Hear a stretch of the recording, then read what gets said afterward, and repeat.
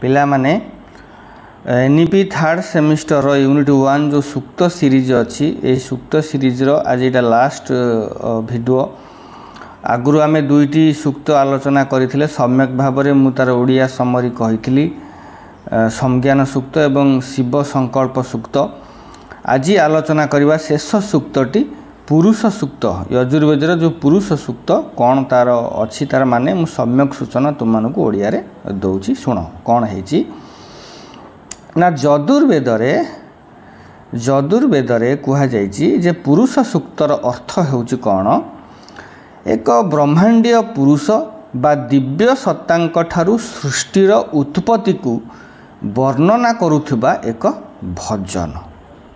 यजुर्वेद सहित यह ऋग्वेद सामवेद और अथर्ववेद मध्य देखा मिलता है किंतु विभिन्न पाठरे यह विभिन्न रूप दि जाए।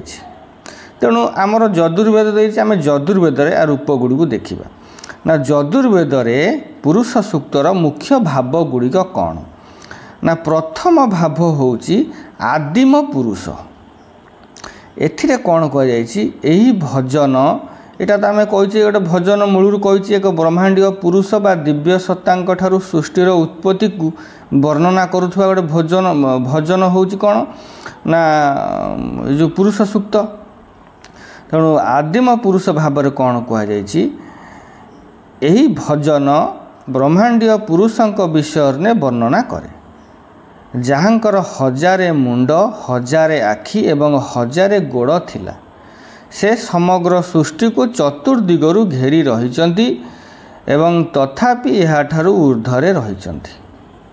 तापरे आदिम बलि ब्रह्मांड को सृष्टि करिबा पाई देवता माने एही पुरुष को आदिम बलिदान देइथिले। एही महान यज्ञरु समस्त जीवन सृष्टि हेइथिला।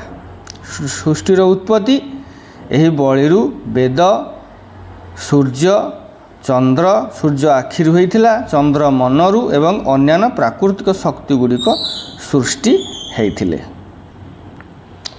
एई जो प्राकृतिक सृष्टि हेला परे तापरे चारि वर्णर उत्पत्ति हेइथिला। एही बलिरु समाजर चारि वर्णर उत्पत्ति हेबा मध्य एही भजन रे वर्णना करा जायछि। ब्राह्मण मुखरु उत्पन्न होइछन्ति, क्षत्रिय बाहुरु उत्पन्न होइछन्ति, वैश्य जंघरु उत्पन्न होइछन्ति, शूद्र पादरु उत्पन्न होइछन्ति। साधारणतः पुरुष सूक्तम ब्रह्मांडर आध्यात्मिक एकता एवं एक दिव्य सत्तांक ठारू सृष्टिर निरंतरता को बुझाई थाए।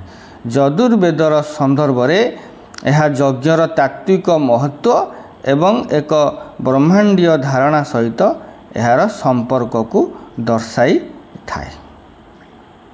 तेणु ए जो पुरुष सूक्त विषय में सम्यक भाव में आलोचना करदेली मैं आशा करे तुम माने संक्षिप्त हेले मध्य किछि ज्ञान आहरण करि परिबो। जदि यार नोट आवश्यकता रही मत व्हाट्सअप करके तुम्हें नहीं पारिबो।